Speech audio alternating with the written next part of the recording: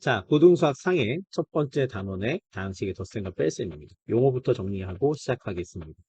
자, 다항식이라고 하는 것은 순환 문자의 곱으로 이루어진 식, 즉 항이 한 개의 식을 다항식이라고 합니다. 자, 미리 정리를 해뒀는데요. 자, x 곱하기 x, 마이너스 4 곱하기 x, 그 다음에 마이너스 1 곱하기 a, 그 다음에 그냥 3, 이 자체도 각각이 다항식입니다. 자, 다항식이라고 하는 것은 뭐냐면 다항식의 합으로 이루어진 식입니다. 만약에 아까 그 각각 예로 들었던 다항식을 다 더해보면 이제 이런 식이 되는 거죠. 이거를 다항식이라고 합니다. 항이라고 하는 것은 뭐냐면 이제 각각의 다항식을 이루고 있는 각각의 다항식을 각각 항 이렇게 얘기를 하고요. 그 다음에 차수라고 하는 것은 미지수의 곱의 개수인데 얘는 지금 x가 두 개 곱해져 있죠. 그죠? 그래서 얘를 2차 항이라고 합니다. 자, 이거 같은 경우는 x가 하나 곱해져 있죠. 그래서 얘를 1차 항이라고 하고요. x가 곱해지지 않은 얘를 상수항이라고 합니다.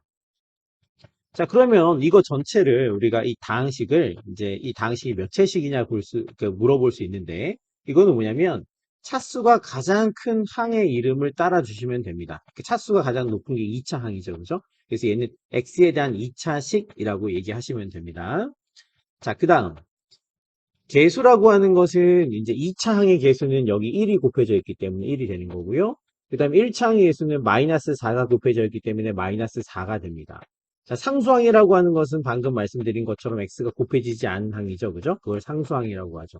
자, 가장 중요한 것은 동류항인데 동류항이라고 하는 것은 우리가 다항식의 덧셈과 뺄셈에서 더하거나 뺄 수 있는 항을 얘기합니다.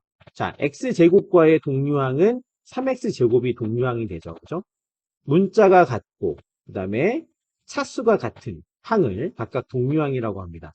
자, 마이너스 4x와 같은 항은 뭐가 되는 거냐면 3x. 문자가 같고 차수가 같은 거죠. 만약에 얘네 둘을 더해본다면 마이너스 4x라고 하는 것은 마이너스 x를 4번 더한 거죠. 그죠? 플러스 3x라고 하는 것은 x를 3번 더한 것입니다. 결국은 하나씩 지우면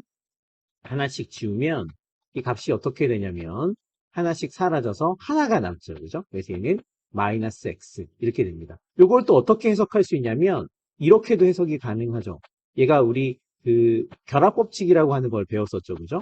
x 곱하기 마이너스 4, x 곱하기 플러스 3.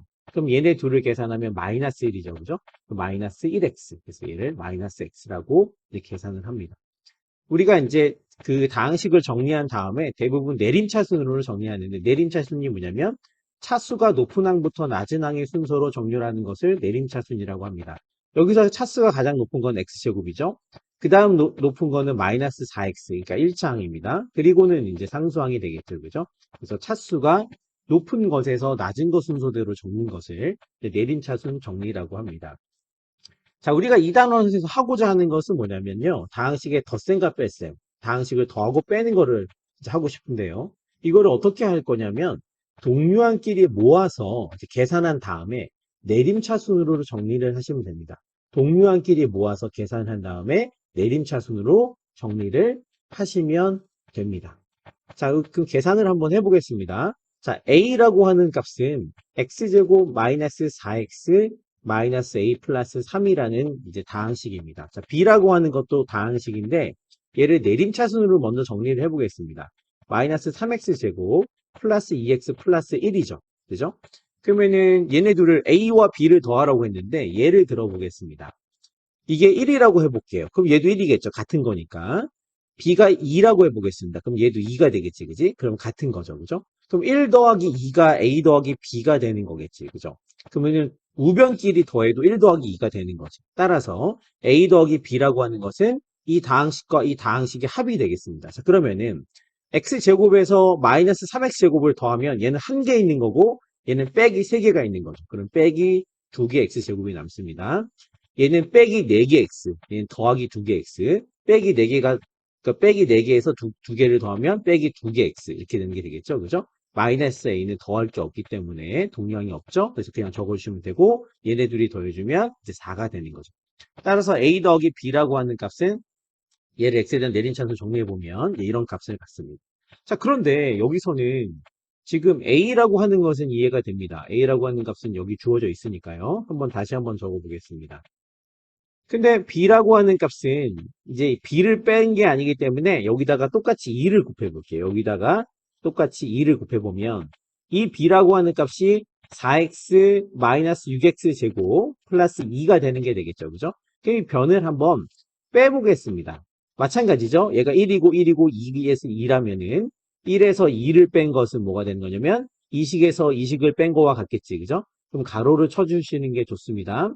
그러면 x제곱과 빼기에 빼기면 부호가 바뀌는 거죠. 빼기 6x제곱은 더하기 6x제곱이 돼서 얘가 한 개가 더 있으니까 7개 x제곱이 되는 거고, 그 다음에 빼기 4x와 빼기 4x니까 얘는 빼기 8x가 되는 거고, 그 다음에 빼기 a는 빼줄 게 없습니다. 그래서 빼기 a가 되는 거고, 3에서 얘는 빼기 2가 되는 거예요. 그래서 더하기 1. 이런 식으로 정리가 되겠습니다. 다시 정리하시면 다항식의 덧셈과 뺄셈은 동료한끼리 모아서 계산을 해준 다음에 내림차순으로 정리를 하시면 되는데, a 더하기 b는 이렇게 더해주면 되는 거고요. 근데 a 빼기 2b다. 그러면 어떻게 하시냐면 각 항에다가 2를 곱한 다음에 빼주시거나 아니면 여기다가 마이너스 2배를 해준 다음에 더해 주시면 되겠습니다.